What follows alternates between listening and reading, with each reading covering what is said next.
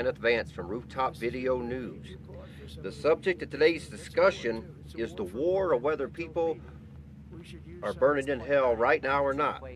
I have with me a preacher man from the Baptist community and Mr. Skirby of the Study to Be Approved Incorporated.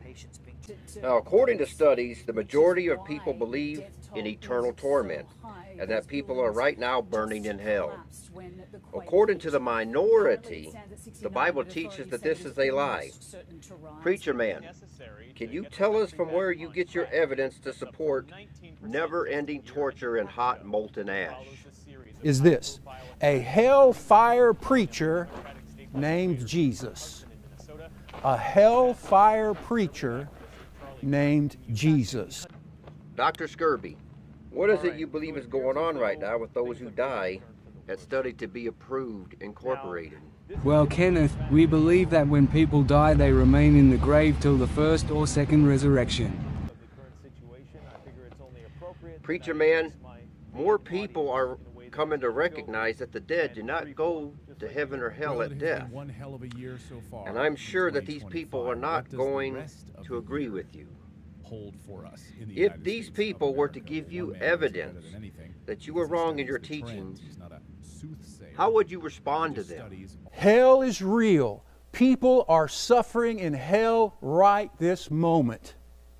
Those who died lost. Now I disagree. As I ask many people, how can anyone be resurrected when they are not really dead? I don't know what to think of this.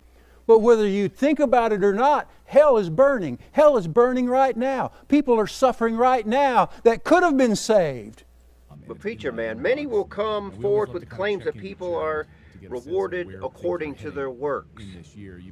Now, is the eternal hell what our Creator has promised to do with the wicked? Hell shows us how perfect holiness responds to sin. If the Creator says that He will torment the wicked forever, then I accept that. I understand judgment is coming, but the Bible declares a final judgment is coming, but not that the torment lasts forever. The righteousness of Creator shows He will end all that is unrighteousness. If people suffer for all of eternity, how can you say that evil and sorrow has ended? I'm going to say it again because I want you to have time to think about it. Hell declares God's justice. Hell testifies forever that in God's universe, righteousness rules and that evil gets what it deserves. But okay, preacher man, I hear what you're saying, and you are right that evil is going to get what's coming to it. Thank you so much. I really appreciate but being on. From what has been shown to me, the wages of sin is death, and the soul that sins shall die. Well, that's your opinion. What do you mean that is your opinion? Rooftop Videos has just given you true evidence that the unsaved will die. And you still deny what is plainly shown to you? Imagine the outrage over this one. Moral rage, and yeah. I'm sorry, preacher man, but I cannot agree with that. What I can agree with is that eternal death is an eternal punishment. But let's try to reason together over this. And I am not trying to downplay just how serious that judgment really is. How can, let's say, 70 to 80 years of sin equate to an eternity of torment? I'm not trying to judge the Creator, but where does the Bible show that endless torment is appropriate? And an infinite wrong deserves an infinite punishment. That's why hell's eternal punishment is entirely appropriate.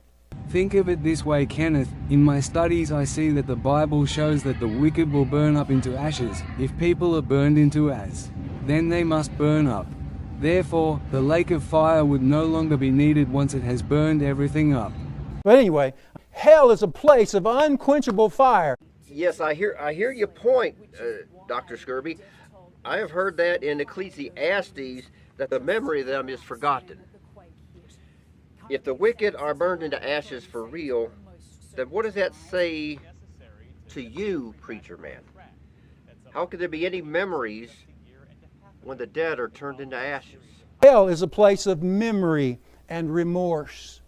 Hell is a place of memory and remorse. You'll be able to remember. And I think one of the most terrible things you'll be able to remember if you wind up in hell is all the chances you had to not be there.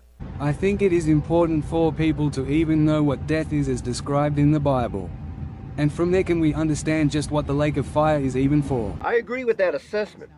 But preacher man, there is hundreds of verses that show death is the end result. The most famous of all is seemingly, as I wrote down here, the most misunderstood verse in the Bible, John 3:16, that says, "Whosoever believes in him should not perish, but come to everlasting life."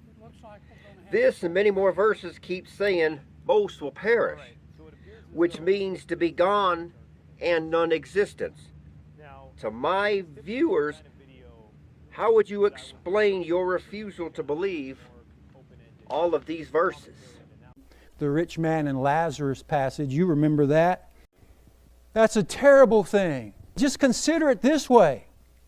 But I'm here to tell you, you can't be good enough. Well, we tried. We just need to keep trying to find those who will hear the truth. Yes, and I agree with you. Well, thank you for your time. And now we get to more important news stories for the day.